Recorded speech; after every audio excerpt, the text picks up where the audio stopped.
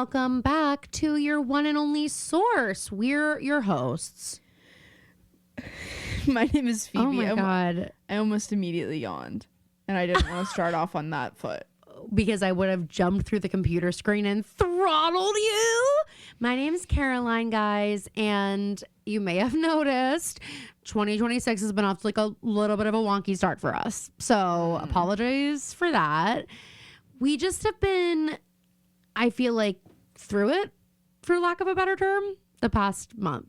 There's just been constant things being thrown at us, and so I feel like scheduling has been a little bit weird, but I promise you we are getting back in the game. You're going to have an episode from us today, Tuesday, and also on Thursday this week.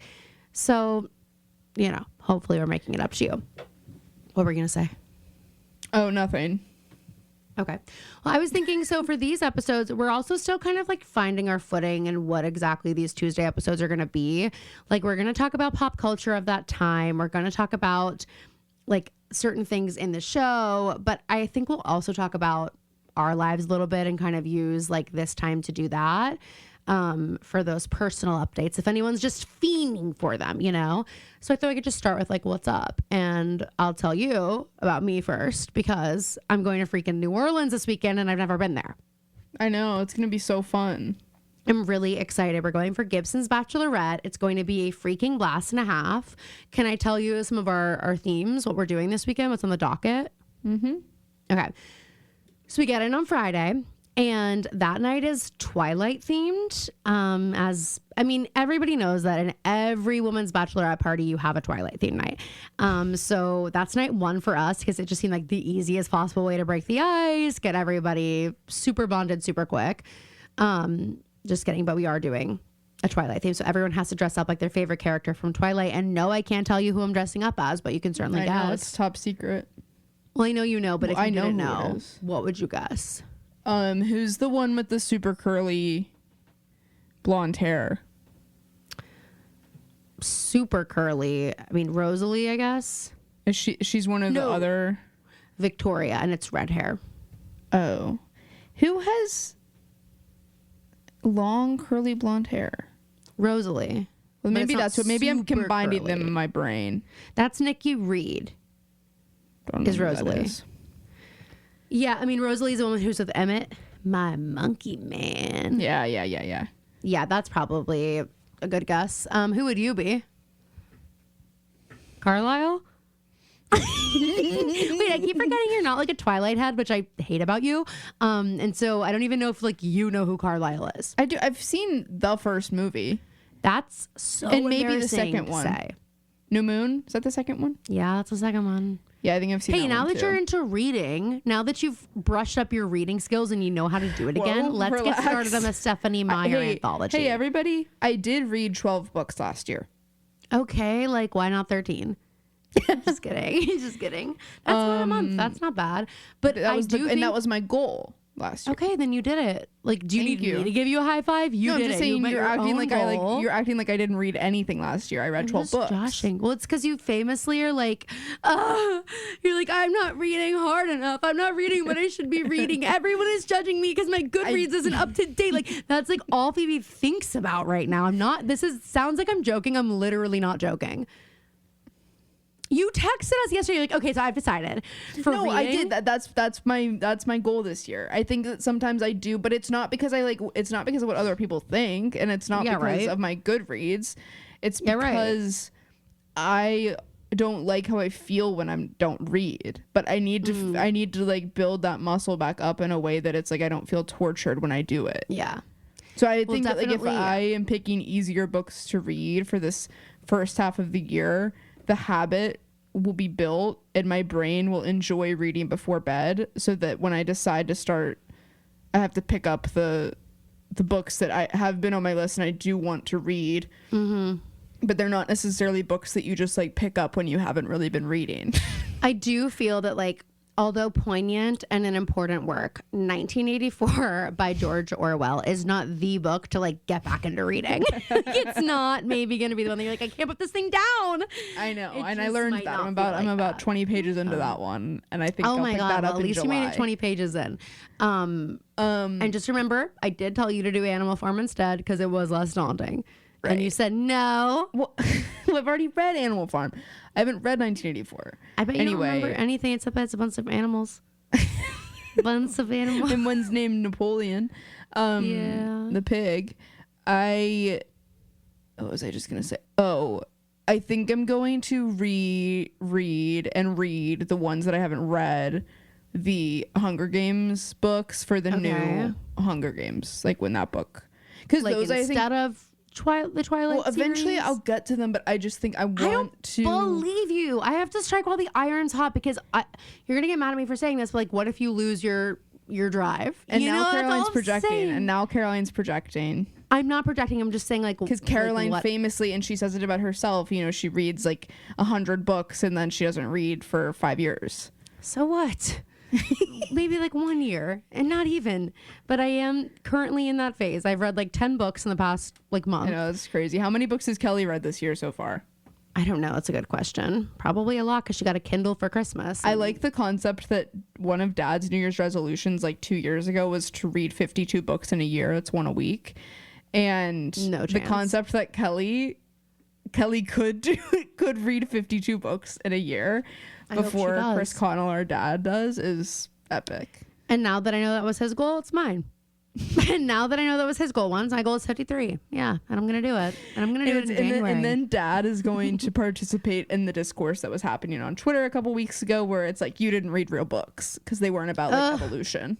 So over that. Like, that's the thing. Like, and if you guys listen to our Thursday episode, you will hear me talk about this. But like, I just read a book that I felt like was more like, I don't know. It was like, okay, let me take a break from the M. Hen books. Let me take a break from the Emily Henrys. Even though you ran out of it. No, I still have, I think, 2 more that I can read. I've read 4 of them. And I loved Happy Place, which people were surprised by. But I think it was my favorite one. It really just reminded me of like my college best friends.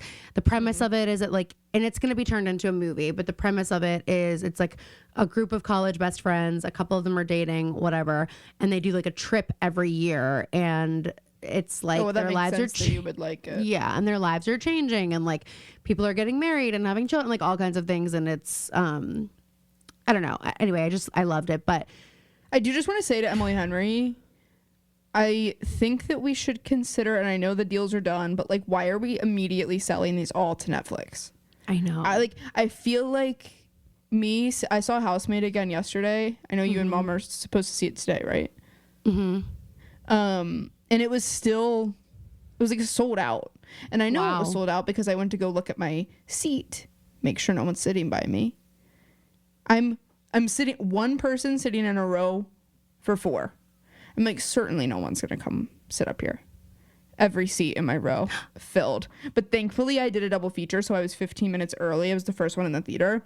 So I moved into an empty seat. Oh, thank God. No, that's But brutal. I was like, are you kidding me? Are you freaking joshing me? How do you feel comfortable sitting next to someone alone? Anyway, but I had a similar experience to you the first time you saw The Housemaid. But I think I was in a theater of people who didn't know. Who didn't know the twist. And like, because it is like, I do think you can enjoy Amanda Seyfried's performance so much more if you realize that it's funny. Like it's like the way she says certain things. When she throws that milk out of the fridge and then like starts crying on the floor and she stands up and she looks at Millie and she goes, "You have completely ruined my day." So good. She goes, you really need to be more careful next time. This has completely ruined my day. No, she's hilarious. She is so good in that movie. It makes the movie so much more enjoyable to the point that I'm like, what do you mean we're going to be making the second one and she won't be in it? Exactly. I don't know if I can actually. I don't know that I'm going to enjoy the second one because it's going to be the Sydney Sweeney show. Which the cast better be like. So I just finished that one, so like thinking about those characters, the cast better be as good as this cast was sans Sydney Sweeney. Like they need to like White Lotus this shit. You know what I mean? Like stack each cast so that I want to come back, because I know it's not going to be the same and I'm not situation and storyline, and you need to get me in here. You need watching to her again. I was like, this is more painful than I remember. Yeah, I know. I just am not. And Mom was like, remember when you guys were obsessed with Sydney Sweeney? I was like, no. We never really were. She was like, well, you really liked her in the White Lotus. Sydney Sweeney. I was like, well, she had done Euphoria, and that was like, when she was kind of the cool girl. We knew her from Handmaid's Tale. We knew her from Euphoria, and we were like, this girl's really talented and like pretty, and but now she's it's really talented. But I think what's so weird about The Housemaid is like, I do still feel like there have been things that she has done since Euphoria where I feel like her acting is still pretty good. And this just feels like, no. How are you? Who is this person? I feel like anybody on planet Earth could have played this role. Yes. Like, and except I wish that someone they needed else her to be naked. You know what I mean? Like that's, and I don't want to just diminish her down to that, but I do feel like that's what happened there. I don't know. I would love it if Frida McFadden could just write another book where it's like maybe Millie and Nina team up, and then it's like here, because you know what I just found out? What? There is, so the author of the Gossip Girl series, Cecily von Zieziger, I think is how you say her name. She also wrote a book called Gossip Girl Psycho Killer. And it's about Serena. It's like an alternate timeline where Serena comes back from boarding school and kills everybody. So like I have to get my hands on that. And where is the show about that? Yeah, no, that's true. And let's get Paul. Is it Paul Feig? How do you say his last name? Yeah. Let's get Paul Feig to direct it, because that is the thing. He did A Simple Favor. Too. He is a really good director. It's just say fun. What you will about the people that he puts in his movies, but they are fun movies to go see. They're really fun to go see. They feel like movies you want to go see in a theater. I mean, I saw it again, and that needle drop at the end. Fire. I'll be seeing it for the third time with Mom. And here's the thing, my worry with if Frida McFadden were to rewrite or were to write a book where Nina comes back, the best part of Amanda's performance was when she was being crazy. Totally. When she comes downstairs after they've had their affair and she has the blush and the smeared... Her makeup is so, and they never mention it. They never mention it to the point that I'm like, I hope everyone else is noticing how genius this is, that she just like... Exactly.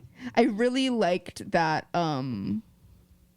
that part, like those details that they kind of picked up from the book. Like Paul, that's another thing he did really well, is like he was able to expertly navigate like what was going to translate better than how it was written in the book. Right.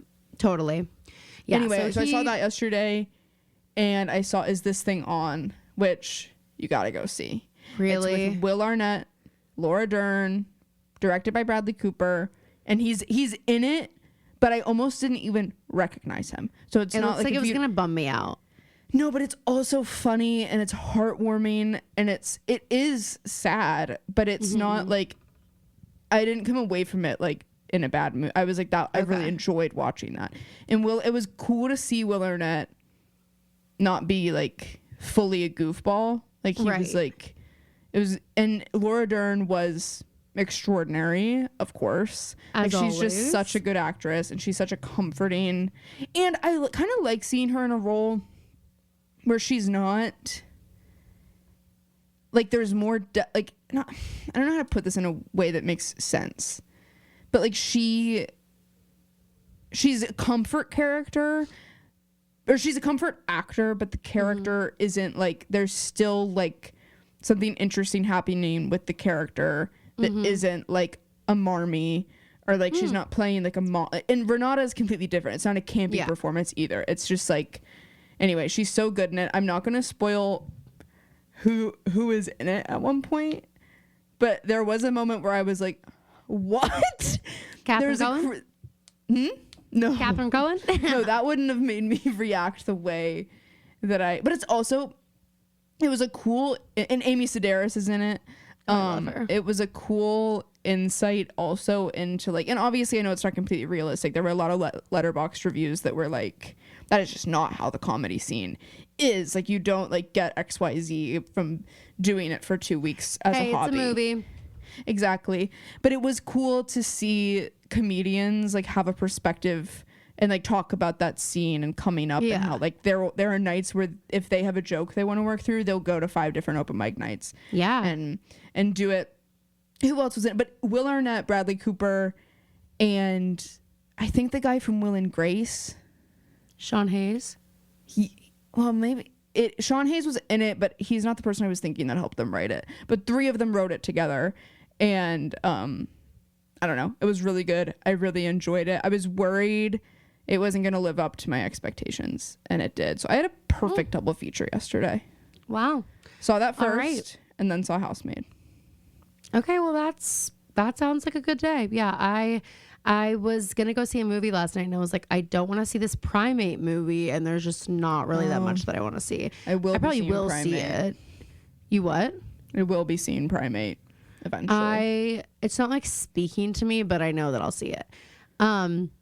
Anyway, the point of all this is I need you to read the Twilight books. I really think that you will like them, and they're a really good way to get back into I'm telling you, they're easy reads, and they will suck you in, and you will like get that feeling of like, I need the second book now. Like, you will feel like that. I'm telling you, I can remember in my bones how I felt the first time I read them, and I was in middle school. I'm not kidding you. Like, I started reading in 8th grade, and I remember being on the floor in Connecticut visiting Liney, reading Eclipse, and being like upset, like my stomach hurt because I like had finished the book and I didn't have the next one. Like, and I was like so sad it was over. And I just think that if you want a book that's like, I'm just taking the pressure off myself and I want to get the muscles moving, fucking start Twilight. Don't be intimidated by the size. Don't be intimidated by the preconceived notions. Just do it. And that's the lesson for all of you. And I'm saying that to all of you. Read it before you read Hunger Games. Just read Twilight. You don't have to read all of them. You don't have to finish the whole series, but read Twilight. So right now I'm reading The People We Meet on Vacation. Okay, well, when you finish that, let me get through this, and then we'll pivot. And we'll see. I watched People We Meet on Vacation last night. It was cute. It was a fun rom-com. I do feel like these things can be on the big screen. Yeah. I do think also, though, unfortunately, we're entering a reality where Netflix is just the behemoth, and it feels like they have a monopoly on almost everything, and it's not really a good thing. But at the same time, you can't always blame these people for doing it, because it's like a lot of money. They're going to have the highest bid time and time again. It's really like a crazy thing. Anywho, okay, night 2 in New Orleans is like our witchy night, but also like a little bit more upscale. And we're going to a burlesque show, which you guys should all dress like they do in Coven as they walk through the French Quarter. Kind of is the inspo of the, I made like the mood board. That's kind of the vibe. And then on Sunday, so what's funny is the bride, her 30th birthday is the day that we leave. So we're also going to do like a birthday party on the Sunday night, which will be really fun. I think it's going to be great. I'm really excited. Wow. I'm really sad because I didn't get to go to the last one. So like, I'm just excited to make new memes with my friends, and it's going to be great. And then her wedding is in April in Charleston, and Steven's going to be there, and Kelly's going to be there, and we're going to get an Airbnb, and it's going to be so fun. Anyway, so that's coming up this weekend. Something I did want to talk about. What is it? Where is it? Gosh darn it. Maybe I put it in the podcast notes. Oh, okay. A couple things. Number one is that Kristen Stewart also said she would be really excited to do a Twilight remake. Crazy. And I thought it was see the day. Crazy. And she would want to direct it. And she was like, I think if it was done today with like fun. The budget and the love, like I was like, oh my God, that's going to happen. Mm-hmm. Now that she said that is going to happen. I think Robert Pattinson would do it too. 100%. 100%. I think he would do it. It's so refreshing when you hear people talk about projects like that and that way, especially those two. Like, because you wouldn't expect it. They dated, like, yeah. But I do feel like they both really have reverence for that part of their life and appreciate what it gave. I don't think, obviously, it took space. They needed to let it breathe. But I do think, like, they've come back around to really valuing that. Which I like. I like that so much more than when people resent it. As much as I love Blair Waldorf, and I think I love Leighton Meester, but I really don't know that much about her as a person. I think she's pretty private.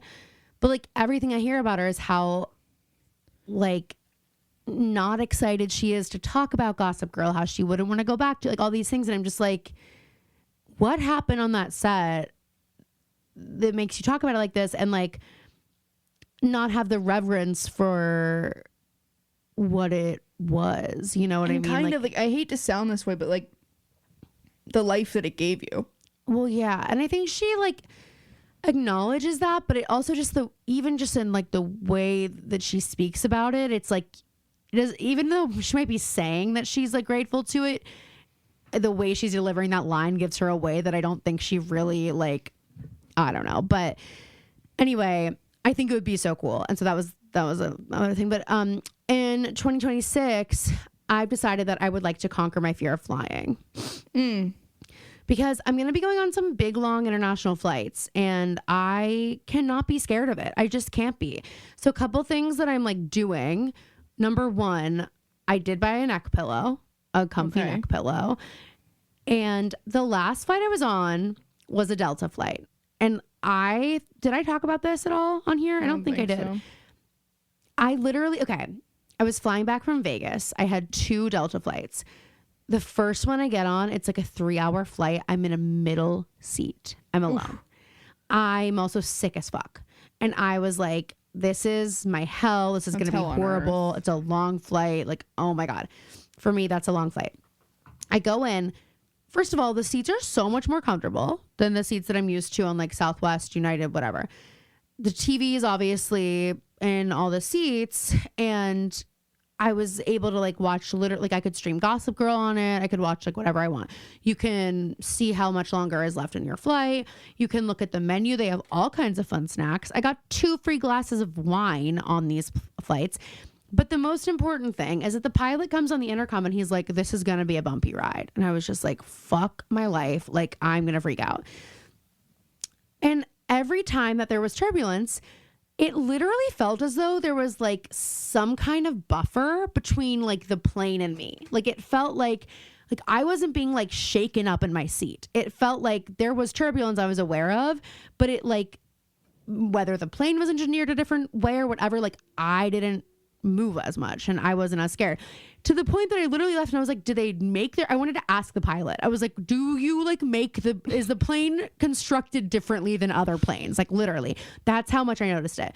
Second flight I went on, also Delta, same experience. Like it was just really a good flight. And I was like, okay, when I was booking my flight to New Orleans, I was like, it's a little bit more expensive, but like I'm going to be flying alone. It's a long flight. And I know that this was like a positive flying experience for me. I think I just need to like swallow it and do it again, because I know that worked for me. You should set this up. You choose your seat. What? You're going to have to on Southwest soon anyway. So it's not really. I know. Which I think Southwest is going to regret. Because the experience of flying Southwest is not good enough for it to be the same. Now that you don't get a free bag.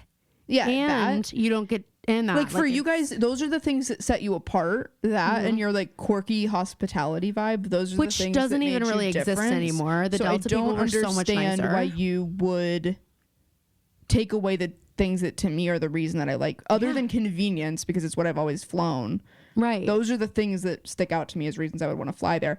But you can hook up your Starbucks app to Delta, and I think it will like.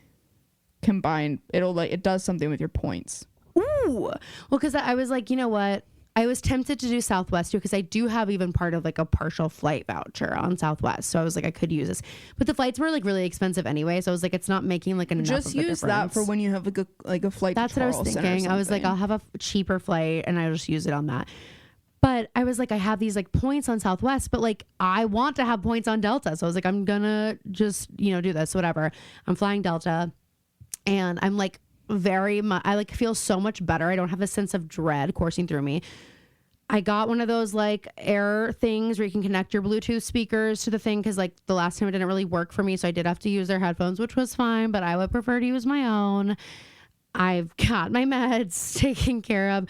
And so if anyone has any any tips for conquering your fear of flying, especially on like long flights, would love it. When Anthony's there, it's a little better for me, but like when I'm alone, I really freak. And I'm tired of this being my reality. Like I just can't have this anymore. I'm going to have to be on flights and I don't want to be scared of them. And like, it just got so bad last year. I can't do it again. Like I can't dread travel this way. So that's on the list. And then the last thing I wanted to say is that I was watching, what was I watching? Oh no, I have a couple more things. Have you ever watched Tell Me Lies? Not yet. Dude, holy shit. Chloe was like, what do you mean you didn't watch Tell Me Lies? What? Like, you have to. So I started it.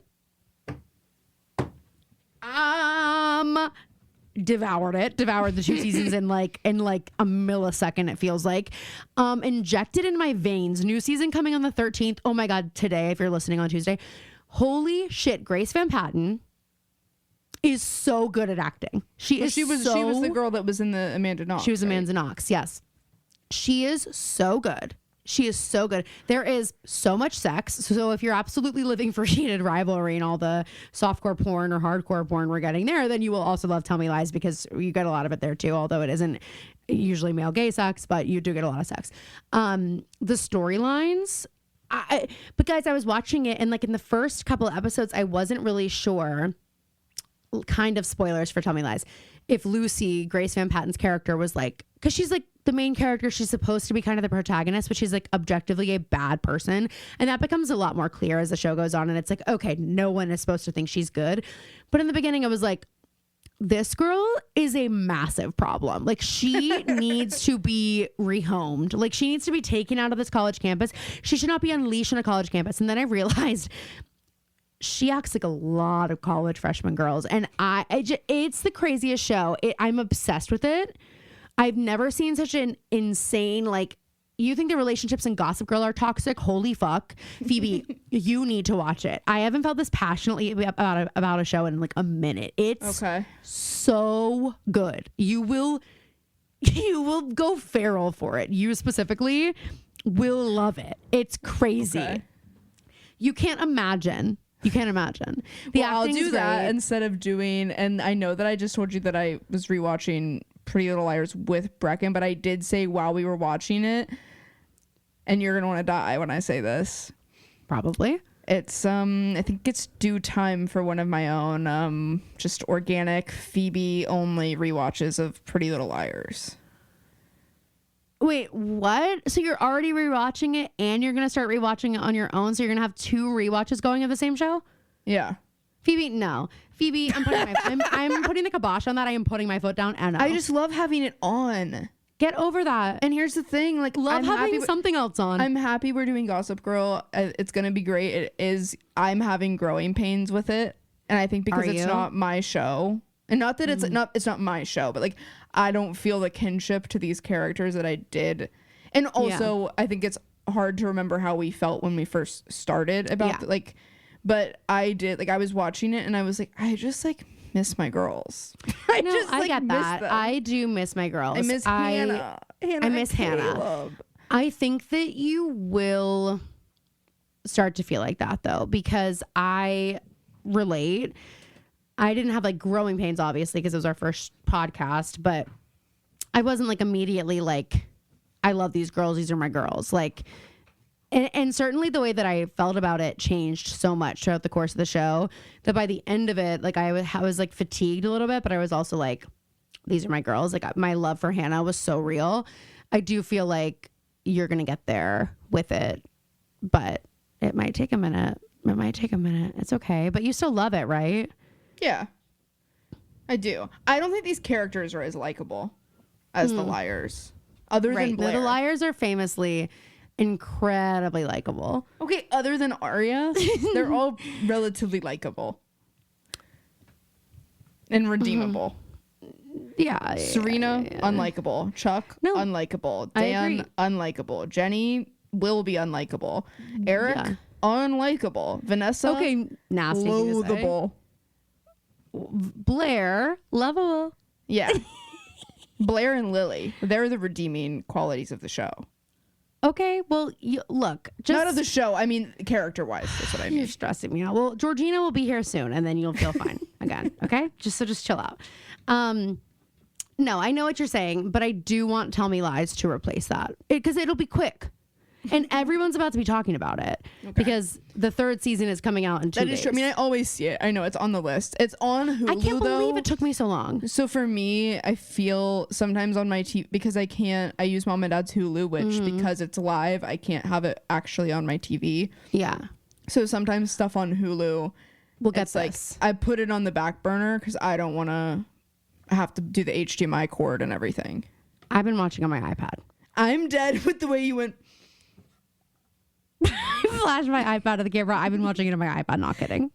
Because Caroline needed to feel like she was in a virtual reality in the room having sex with these people. I'm just saying, like, I'm an iPad kid, yes, but I don't really use my iPad for watching TV. I don't have an iPad. So. I know, but that's what I'm saying. You could watch it on your laptop and it would still be enjoyable to you. Go curl up in your bed, put it on your laptop, start watching it. You'll be addicted fast, I promise to. I can't believe it took me this long, and I'm just obsessed. And the last thing I need to say, and I don't remember what sparked me thinking this, that I needed to talk about this. I really do not. Oh, how could I forget? This weekend I saw the cabaret at my alma mater, high school. And Anthony and I go together, and he goes, wow. I mean, you guys were really walking through your hallowed halls. Oh, for sure. We were in the room where it happened. It happened being our first kiss. We were just like, okay, so like the years change, the theater kids don't. Like, okay, there's still a kid wearing a sparkly fedora. There's like, I can still see the stereotypes. How funny was when I sent in the family group chat the picture of Lisa Rinna? Oh, so good. No, I mean, okay. Also, God, Traitors, Lisa Rinna on Traitors. Guys, I said in the group chat, I sent the picture of Lisa. Lily had a massive, and when like massive, double it by 100, what you're picturing, massive phase with animal print. Yeah. Specifically leopard and cheetah print. Yeah. And so I sent that picture of Lisa in her leopard on leopard outfit, Traitors outfit with the fedora. In the fedora. And I said, if Lily could have picked out an outfit for me as a kid. Because, quite frankly, if Lily could have picked out an outfit for herself, she had a cheetah fedora and she kind of wore that outfit daily. For me is because Lily would be like, well, she likes to wear ties. She always wears that fucking hat on her head. So I'll give her like, this just seems like it works. I texted Jules and GC because they were a little bit ahead of me and I was watching it and I was like, I do have to just say, before I found out who the traitors were, I was like, I'm getting a little bit nervous that the only footage we have in the previews of Lisa is her in her day one outfit. Oh, I think that was on purpose. I was getting nervous. I think they wanted people to think, well, and everyone, but like they wanted people to think. I also was like, what is it going to be like with Lisa and Dorinda? Like we've kind of got two. And I love that they're loving each other. Dorinda is cracking me up when she comes into the room and starts like crying, tearing up, and everyone starts applauding. And she's the only person to walk on the inside of the table rather than the outside. I was just like, of course. Like, and she learned from her last season selfie, her last season portrait, that she shouldn't pose like Shower Harvey in season 7. Oh my God. The show was so fucking good. Anyway, we'll talk more about Traitors another time. But no, I was like sitting in that room watching all the theater kids having the time of their lives.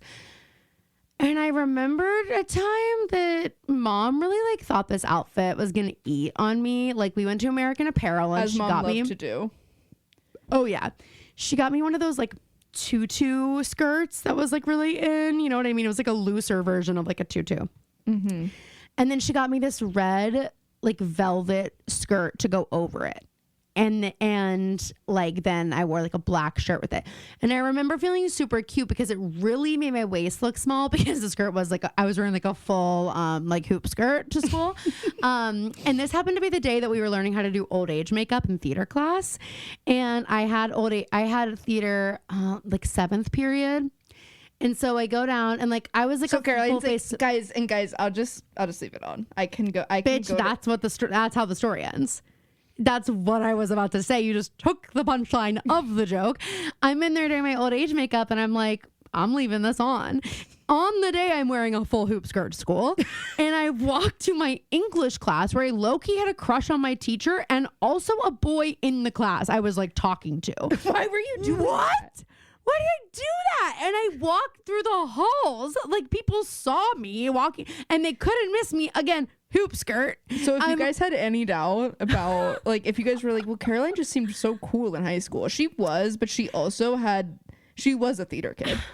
Yeah, like that's the crazy part. Like I was like, there are so many memories I have from high school that don't align with that person. You know what I mean? Caroline is a Rachel Berry. You are a. Let me think about this. You are a Quinn Fabray son. Thank you. Rachel Berry rising. Holy shit. Santana moon. 8. Okay, the Holy Trinity. Okay, what more could a girl ask for? Literally. Thank God. I love that.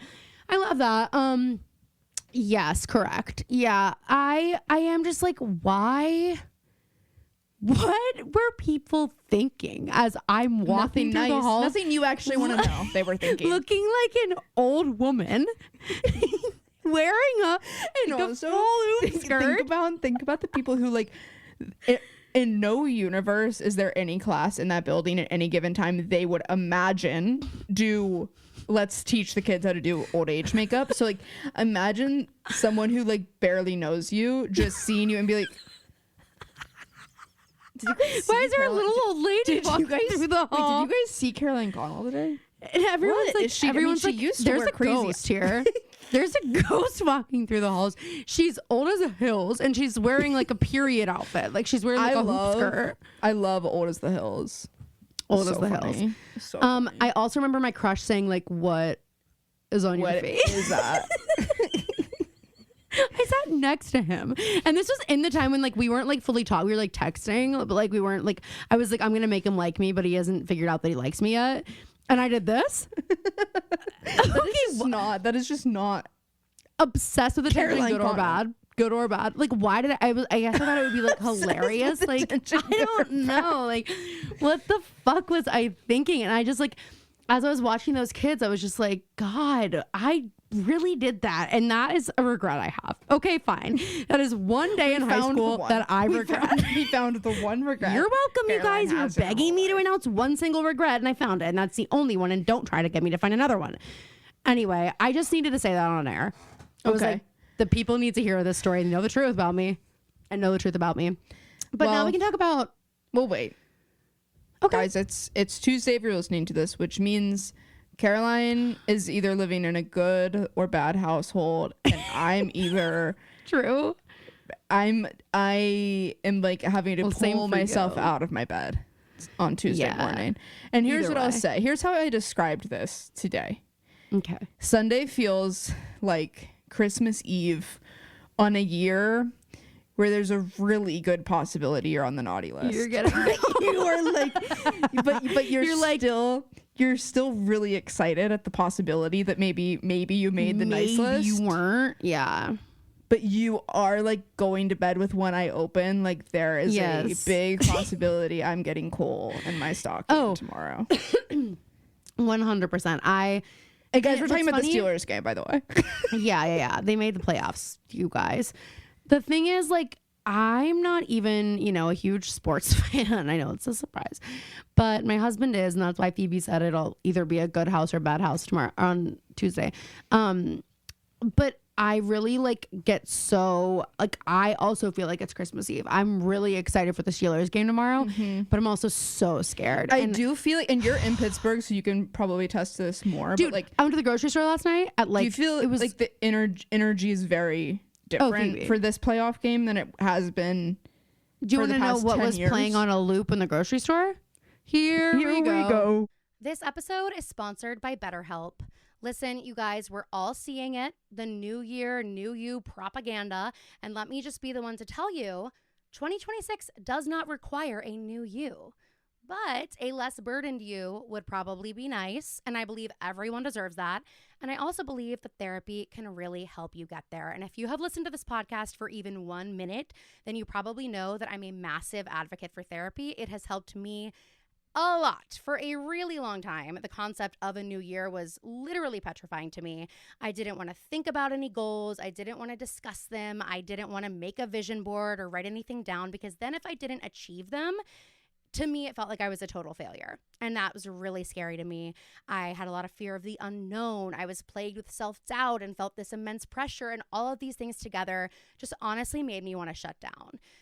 And to tell you the truth, I still feel all of those feelings, but I now know that I can get through these. These are not insurmountable feelings anymore. And therapy has been the biggest game changer when it comes to just how I move through life feeling these tough emotions. With therapy, I'm really able to understand why these fears are so paralyzing and where they're coming from, and then how to work with them instead of running from them. And just knowing that I've got a weekly standing appointment with somebody who is going to offer me this unbiased perspective, help me to see things more clearly, help me to understand my emotions and what's going on, and also just to kind of help me pick up the pieces when things inevitably fall apart. Because I don't know what 2026 is going to bring, but girl, what I do know is there are going to be some rough patches. There are going to be bad days, but I also know that I am strong enough to get through them. Nothing is insurmountable, and I have got an amazing support system to back me up. I want the same thing for you. So in 2026, I want you to reframe therapy as self-care. It is a gift that you can give to yourself, and you deserve it, and BetterHelp can help make it really, really easy. They've got quality therapists. They work according to a strict code of conduct. They're fully licensed in the US, and one of my favorite things about BetterHelp is they have a therapist match commitment. So they're going to do the initial matching work for you, so you can just focus on your therapy goals. They will send you a short questionnaire that helps to identify your needs and preferences. And then they're going to use their 12 plus years of experience and industry leading match fulfillment rate, meaning they typically get it right the first time. And they're going to find you someone who is hopefully a total match. And if it isn't, you can switch to a different therapist at literally any time. They are one of the world's largest online therapy platforms. BetterHelp has served over 5 million people globally, and it really works. They have an average rating of 4.9 out of 5 for a live session, and that's based on over 1.7 million client reviews. Guys, that's a lot. BetterHelp makes it easy to get matched online with a qualified therapist. Sign up and get 10% off at betterhelp.com. That's betterhelp.com. Steelers. Yeah. I'm not kidding you. I'm walking up and I was like, is a car playing that? No. That is the easiest song. A loop. That is the easiest. That's the best way to figure out really how the Pittsburgh accent feels in your mouth. Yes. If you just sing like the man who sings those verses. Aaron Rodgers. I can't do it, actually. I can do it perfully in my brain. No, let's just keep workshopping it. Keep trying it out. No, not right now. But anyway, like it feels like we could really do it. I'm scared to like even say that out loud. I'm scared to say we made the playoffs. I know we did, but I'm like, I don't know, like but barely. I mean, that game, I always like will have it on. Like, okay, here's the deal. I better be free if there's a Steelers game, but Anthony can do whatever he wants. So I didn't make any plans, and he went out. So I'm at home like cleaning. Is he going to Shooters again tomorrow? No, we're watching it here. I was cleaning the house, and I was like, okay, let's see. Like, that is the other thing about football, though, is like I really have a hard time watching it and not thinking that I'm responsible for everything that happens, good or bad. So like, you know what I mean? Like, I was like, okay, I'm gonna go wash the dishes and like have the game on in the other room. Like, no, I know exactly what you mean. It's then like if I'm not watching and something good happens, I can't. I was come like, back in. Okay, I'm going back. I'm going upstairs. I'm gonna do whatever. Then I come down. Ravens are up, and I was like, oh, okay. Maybe I should sit and watch and for a second. And then I'm watching. And I was like, I mean, when I can't, the kicks, dude. Like, okay. And here's what I said to Anthony about football. 2 things. Number 1, I said this a couple weeks ago. I just think this sounds evil. I think if you're the kicker, you should not be allowed to miss. If you're fired if you miss. Do you want to feel better about Boswell's missed kick? That one was blocked. So that was on it wasn't on Boswell. It was really more on our special teams. Because the Ravens were able to reach up and tip it. Whereas the Ravens, he just fucking missed it. Well, also, I'm sorry. I felt so bad for that kid. Like, oh my God.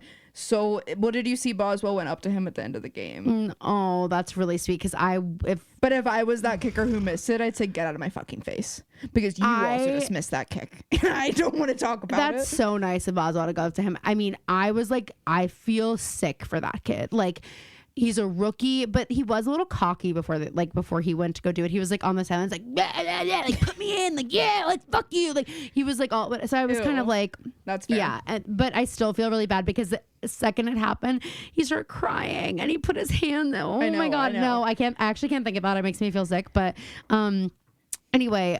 Another thing I want to say, so that's the first thing, is I don't think you should be allowed to mess if you're a kicker. I think it's so crazy. You have one job. Like, it's not that hard. I don't need to do it. It's not my job, though. Anthony was like, do you know how hard it is? I was like, I don't need to. Like, I'm just like, I don't need to know how hard it is to be like working. I'm not paid $100 million. You know what I mean? Like, if I'm working in an oil rig, yeah, I would know how hard it is, but that's not my calling. It's not my job. I don't know, so I don't need to know. You know what I mean? Like, just same with this. And I was like, I just feel like I know they're saying like Boswell hasn't missed. Like, I feel like I've seen him miss like kind of a lot. Like, so well, that's what Adam Crowley's been saying on the radio. Really? Okay, Adam, I see what you're seeing. Okay, the next thing I want to say is sometimes when the other team is like getting a touchdown, it's like, why did the defense stop running? Like, don't slow down. Especially on our last game.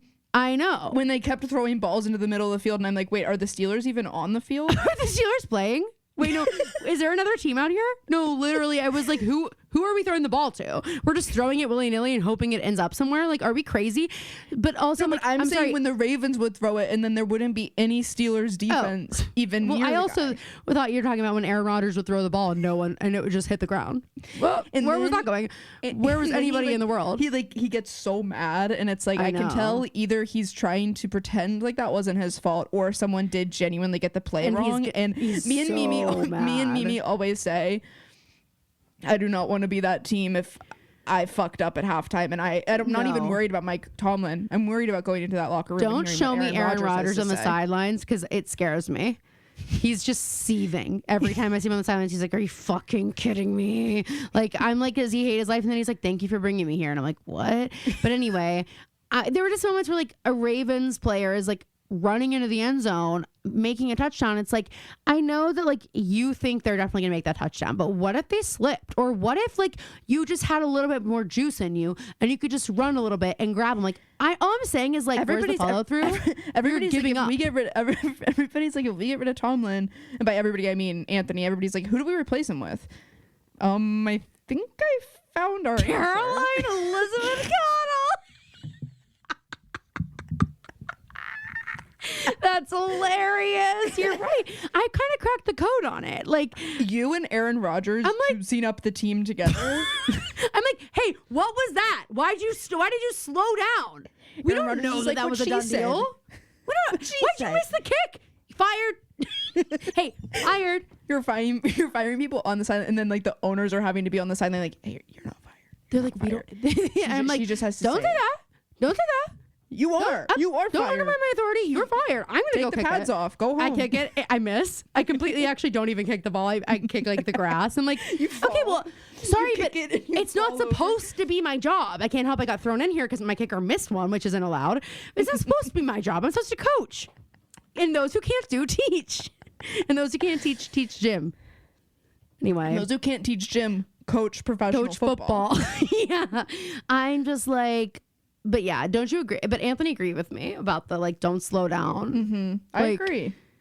I need Heinz Field to be absolutely turbocharged tomorrow. Anthony goes, we're getting snow, we're getting a cold front. This is great. I need Texas that priest. People aren't going to be prepped for it.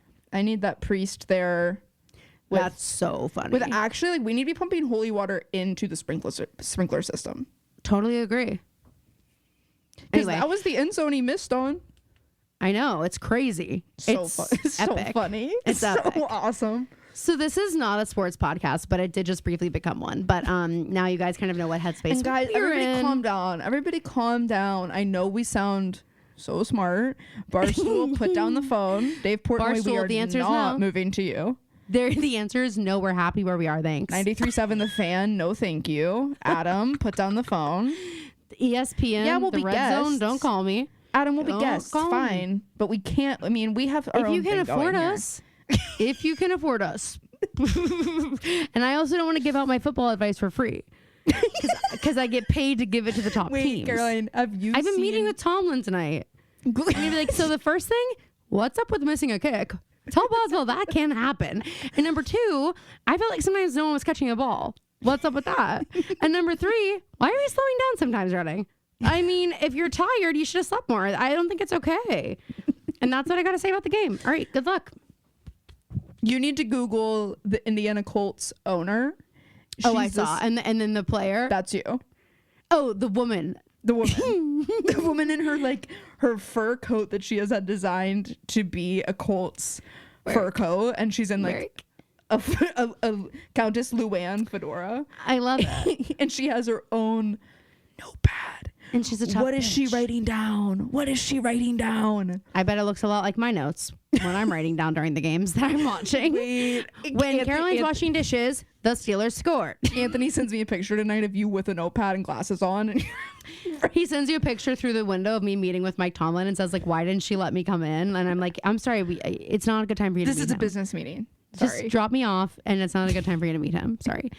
He doesn't know I'm married. Some people don't take married women seriously. So I just in the sports world at least. Anyway, okay. So we were going to talk about Gossip Girl. I know we just kind of shot the shit a little bit, but it's been a minute since we've been on the horn. So hopefully you enjoyed. But we're going to talk briefly about the pop culture world of this time, of these first few episodes in Gossip Girl season 1. So we're really focusing on 2007. And I feel like we need to name the year 2007, the year of... I turned 6. Okay, the year Phoebe turned 6. It's the year I turned 7. I was 6 that year. The year of 6. Well, for some people, it might have been the year of 6 rehab stints or DUIs. The year should be 2007, the year of the DUI. 2007, the year of rehab. 2007, the year of finding coke in your car. 2007, the year of the female starlet's downfall. That's what this year should be called. Wait until I walk you through the bullshit that was going on this year, as if it's not a full treasure trove. I mean, bad things happen, but all these people are fine now, so we can just, it's okay. It all happened. It's part of the narrative. But I think it I can't imagine a better cultural landscape for Gossip Girl to premiere in than this world. So are you ready to hear about some of this? Mm-hmm. Okay. You're going to be familiar with essentially all of these things that happen, but you're not going to believe that they all happen within days of each other. Okay. Oh my gosh. So it's just every star imploded. So we're really focusing here on Misha Barton, which obviously that is relevant, coming from the OC, same showrunner. Lindsay Lohan, Paris Hilton, Nicole Richie, Britney, Spears. And then also a little bit of the Kardashians sprinkled in here too. Okay, so we're gonna start with January. January, the month is cold, the tea is hot. Kim's sex tape is leaked. That's crazy. And she says she did not shop it around, but we believe that she did. And it is in January that we start the year this way. This is also before the iPhone. So I also need us to think for a second about the concept of nudes and sex tapes in this era. It took a little more work. They had to really put effort into doing this and having it. And how do you leak a VHS tape? You know what I mean? A VHS sex tape. Not that it was on that, but I'm I think Kris Jenner perusing her daughter's collection. Yeah, and seeing dollar signs. I'm just confused about that. Same with this is the year that Vanessa Hudgens got caught for sending nudes, and the Disney Channel made her apologize and release a public statement. But I'm the iPhone had literally just come out, so these are either BlackBerry nudes, or which I'm do those even constitute as nudes? What could you see in that? Sorry, any photo that was taken on I'm saying these nudes the iPhone wasn't even released at this time, so the nudes are being taken on Blackberries. Can we even call these nudes? What is there to apologize for? Did anyone even see a thing? You know what I mean? It looks like these were taken on a rock. So anywho, okay. So that's the first thing. Also in January, Lindsay Lohan goes to rehab, her first of the year. Okay.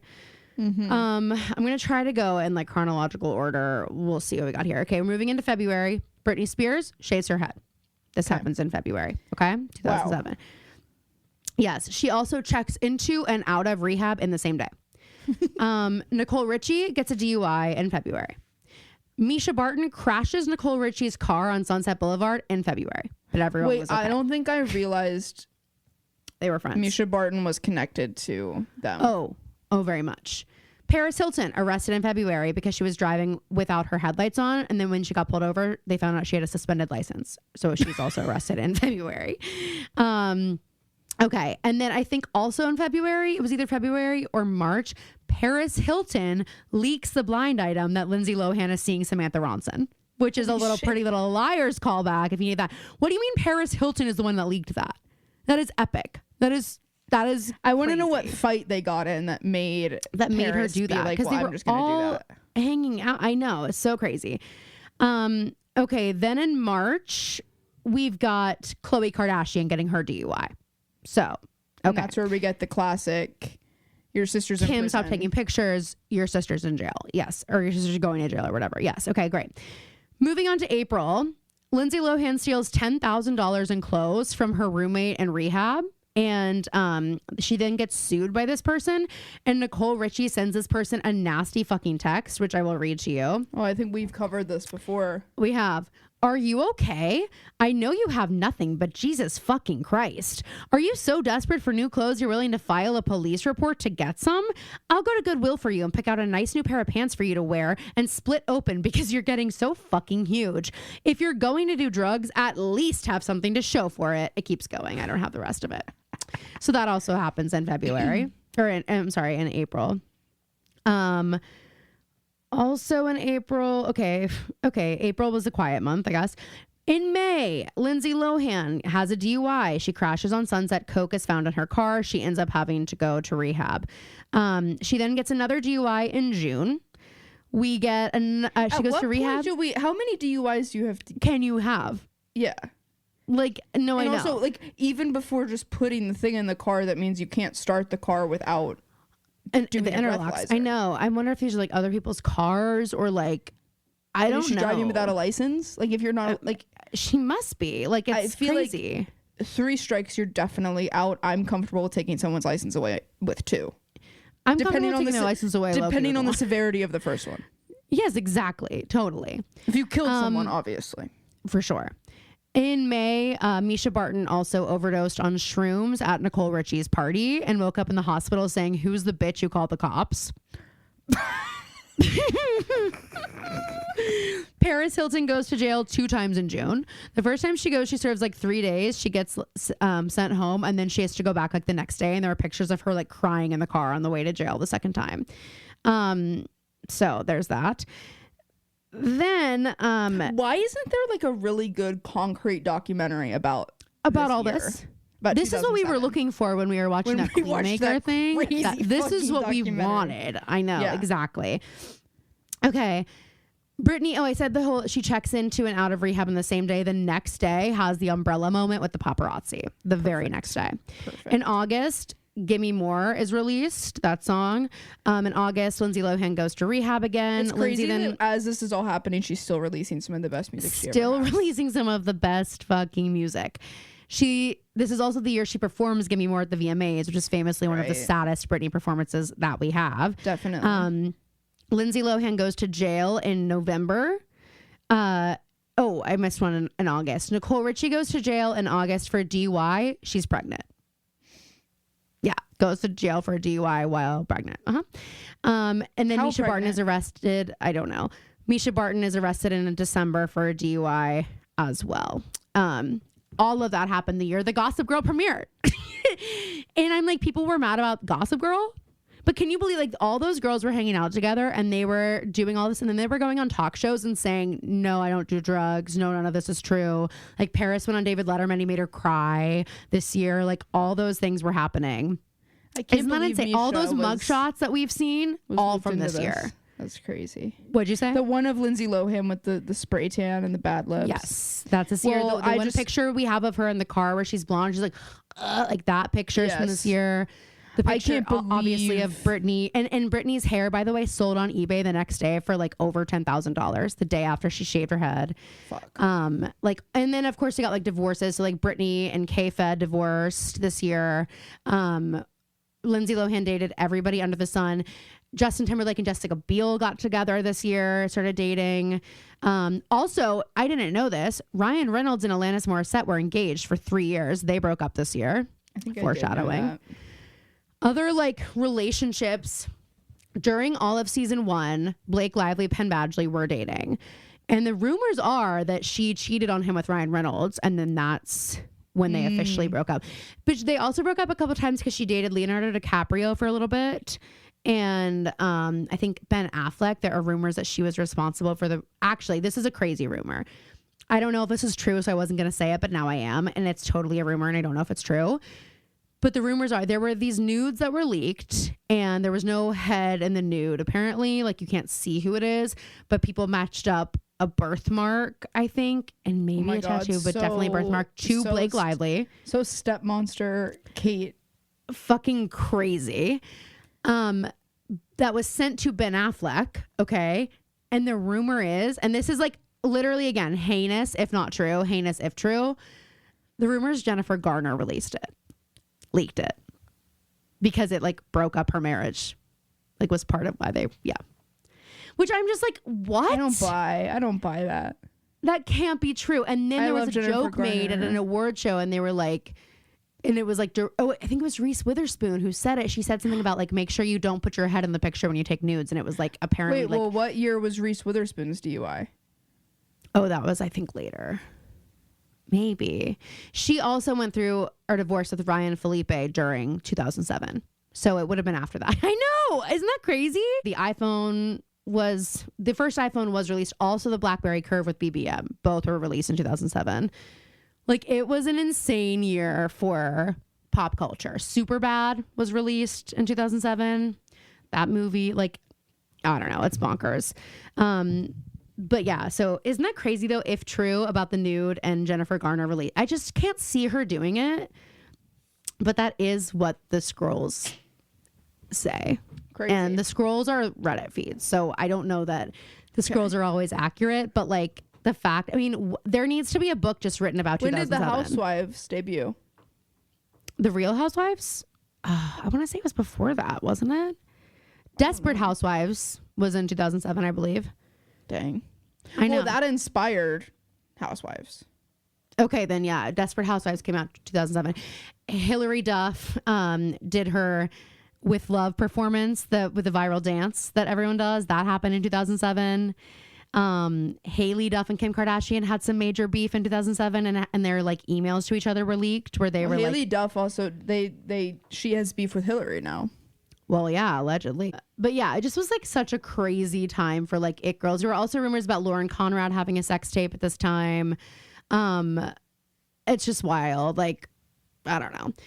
Anyway, but yeah, so Blake and Penn Badgley dated. They dated on and off 2007 to 2010. And then Leighton Meester was dating Sebastian Stan. Ooh. Which I totally forgot about. And now I've like seen all these pictures. They were a great looking couple. Yeah, and it was sweet. Like when we saw them, I was at the Emmys last year when there was kind of like a sweet moment picked up between them during his speech. And he was like looking at her, which by the way, the Golden Globes are tonight. I know. I'm so excited. Happy. Nikki Glazer's hosting again. Me too. Like, and one thing I stacked. I'm ordering food tonight and I'm flipping between football and the Golden Globes. I cannot wait. Work. Gonna be epic. Anyway, those were really the pop culture notes I just like wanted to point out of that year. Also, 2 more things I need to say is that Miley, the Best of Both Worlds tour, the Hannah Montana tour, is like the first one that actually started like the resale drama because it sold out so fast and moms were freaking out. And then a bunch of different merchants got sued because people were reselling them for like thousands of dollars. This was in 2007? Yeah. Whoa. And that was like, I believe one of the first times like that, like a tour like that did that. Wow. So stay tuned for her new one that she's going to do, which I can't fucking wait for. And then also there was a big writer's strike in November. Oh, right. Well, it affected Friday Night Lights, of course. It affected Gossip Girl as well. But it was also responsible for a lot of the buzz around Gossip Girl because during that time they could only do like reruns.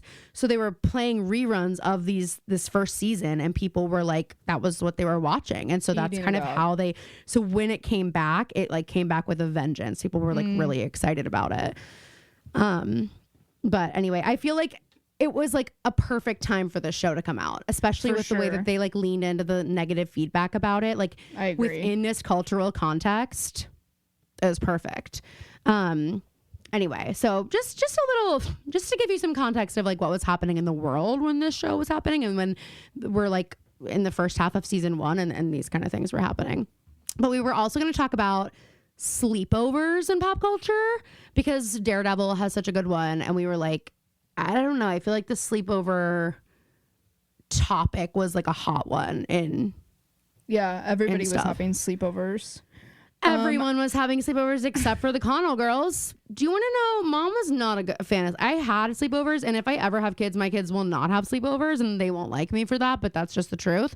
But Mom, like all our friends, were always allowed to have sleepovers, and Mom was like, "No." I mean, we did, but she was like, I was allowed to have them at other people's houses, but I feel like for the most part, we didn't. I mean, there were a couple times. I think like Cammie or like I think I had a sleepover like Teresa once. But like typically Mom was like, I don't want them at my house.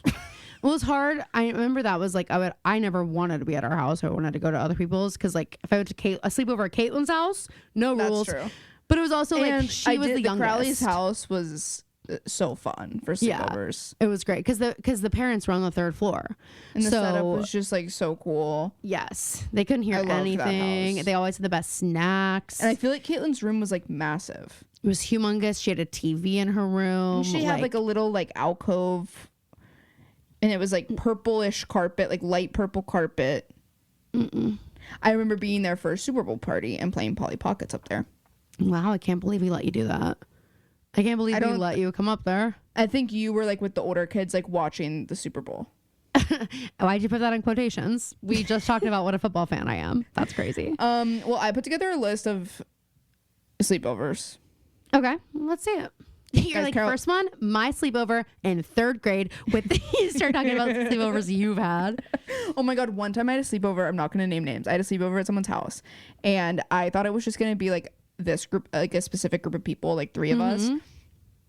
And then I walk through the door, and this girl that I did not really like because she was annoying, like was hiding behind the door when I opened it, and they were like, surprise. And I was like, did they know you didn't like her? I don't know. I think because why else are they surprising you with her presence? I think it was like she had a play date with the girl who was hosting, and so it became like, well, we can't like. It probably came up that there was a sleepover, and then it was like, well, now we can't not invite her. God, the stress of being like, we're all going to so and so's birthday party, and some people are invited for a sleepover after, but you can't tell everybody. Oh my God, I hated that. But I also loved it. Because I was always invited. But also sucks to be that girl and realize she wasn't on the initial list, because otherwise, why would it be a surprise that she was there? You know what I mean? Like, way to just let her know that she wasn't initially invited to the sleepover, because Phoebe will be shocked to see you. Anyway. Okay, the first one I have listed is the sleepover and John Tucker Must Die. Oh my God, that is such a good one. The snacks that and the mom being so happy that her daughter has friends over. Oh my God. No, that movie is just also such an ode to female friendship. I agree. And enemies. And freaking enemies. Of course, the enemy that is men. Well, exactly. But also all the girls, they initially thought that they were all enemies. They were wrong. And they were totally wrong. And I bet they had a million fun sleepovers after that. I bet. But that's such a fun one when they begin to scheme and they're realizing all these things. It's so fun. What could be better than a sleepover with a mission? That was just like the best trope. Like, I don't know if it's next on your list, but the movie Sleepover. Oh, no. Well, this is more my list. Wait, that wasn't even on your list? No. What are you talking about? Are you crazy? The movie, it is literally titled Sleepover. Not on your sleepover list, not on your list of famous sleepovers. It's perhaps the most famous sleepover. Alexa Vega and Sarah Paxton were there. That's crazy. That's so crazy. Well, speaking of Sarah Paxton, this is kind of an honorable mention. I have a few on here. Aquamarine. I have a few on here that aren't explicit sleepovers, but have... Aquamarine's like the never-ending sleepover. Exactly. And it's like you see them in like Claire's room, and then also... What the fuck is the other girl's name? It's something annoying. Haley? Yeah, Haley. Haley's room when they have like the fish and it's what like their an last annoying night. name, by the way. Sorry if your name's Haley. Phoebe apparently thinks that's such an annoying name. No. And how dare you have it? It's annoying for that character. That character's annoying. Sorry, Yes, Jojo. Jojo. Sorry, Joj. That character's annoying.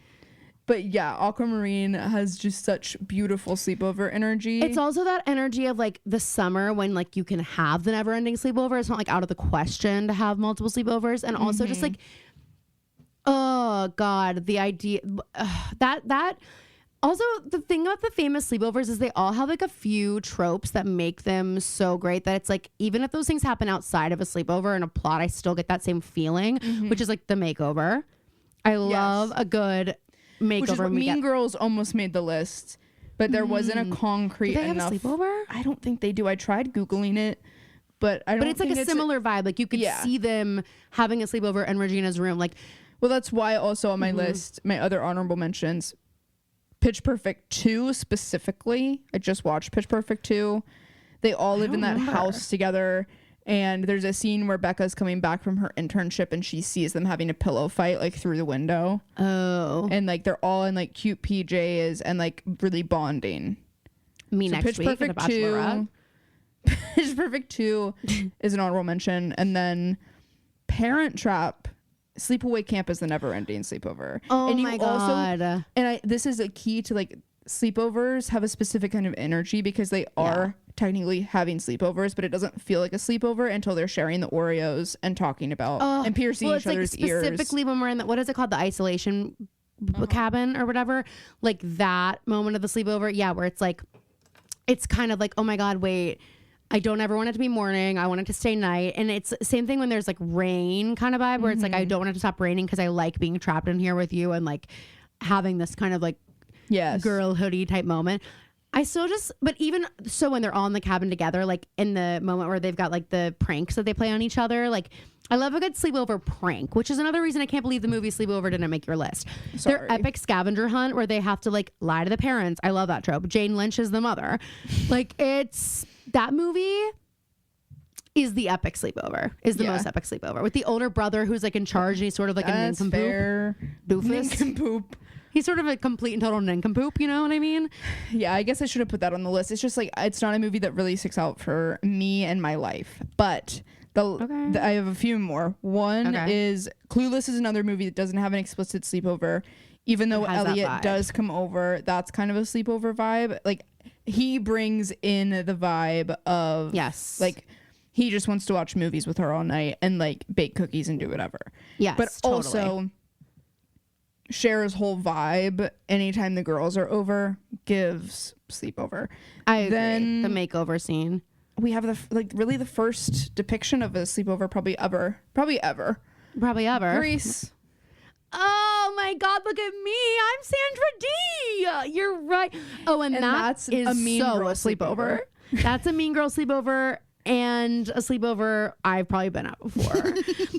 And we're all making fun of the Virgin. Caroline's not Sandra D. She is Rizzo. Guess who I am. Thank you for not saying I'm Jan. I am definitely Rizzo. Well, that's her Santana Moon coming out. You're so right. Wait, it's so funny because I was just listening to Good Hang with Gwyneth Paltrow. Which, by the way, I love that people are finally like, wait, Gwyneth Paltrow, we're allowed to think she's likable. I'm tired of having to hide it. She's on there and she's like, she's a blast. Did you listen to it? I listened to clips of it. There's a moment where Amy Poehler's like, oh, let's talk about your like conscious uncoupling thing. And Gwyneth was like, honestly, like, and Amy was like, I understand what you were saying with that, where you were like, look, like it doesn't. And she was like, yeah, I was saying that. I was saying like, I would love for there to be a choice I can make here to choose not to hate each other and to choose to co-parent in a way that like we can still get along and support each other and have our kids see that. And she's like, but I also totally get why that's like, that would rub people the wrong way. And like that would, people would hear that and be like, oh my God. And she's like, so I think people are totally entitled to their opinions about that. Like she's in on the joke. She's in on both sides of it with a lot of things. Amy mentioned the movie that Nicole Kidman was in and Gwyneth Paltrow was like, do you think of Nicole Wasn't Kidman? in that one. You just confused me for Nicole Kidman. Thank you. Like she like loved it. And it's like, I think that this caricature of Gwyneth Paltrow that people have created, because she is a little bit ridiculous and absurd, I think they would have expected her to be like, what do you mean? I wasn't in that movie. No, and like kind of be a bitch about it. And I'm sure Amy Poehler had a moment of like, holy fuck. There's also a great moment where she talks about smoking cigarettes. Like there's a part where Amy's like, oh, is it a lot of waiting in like a Marvel movie? And Gwen's like, oh my God, so much waiting. And Amy was like, I bet the craft services is pretty good. Which my first thought was like, if I'm waiting on a movie set, all I'm doing is eating from craft services. But I know that's not what Gwyneth Paltrow was doing. So like, what is she doing? And she was like, oh, remember cigarettes? Like, oh my God, when you could just go smoke a cigarette, like, oh my God. And she goes, you know, I've decided when I'm 87, I'm going to start smoking again. And she was like, I'm going to. And then she talks about being in the Royal Tenenbaums. Is it Baum? That's how Amy Poehler kept saying it. I've always said Baum. But she was like, oh yeah, well, I'd quit smoking right before that movie. And then they were like, your character smokes. And I was like, oh, guess I smoke again. Like, she was just like, I mean, it was funny. She's very likable, and she's likable. I do think we all should have looked back and been like, "Look, I know she left Chris Martin for Brad Falchuk, so like, whatever how you want to look at the situation on Glee." But I do think you have to have a funness to you and kind of like the ability to laugh at yourself to play Holly Holiday in Glee. Yes.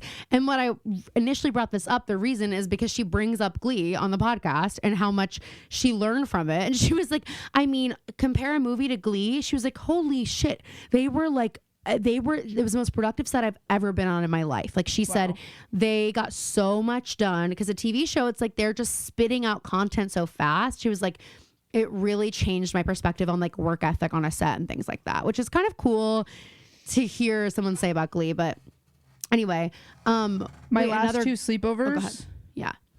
13 going on 30. I was just going to say that. That one. Princess Diaries 2, which to me, and I think this might be a generational thing, that's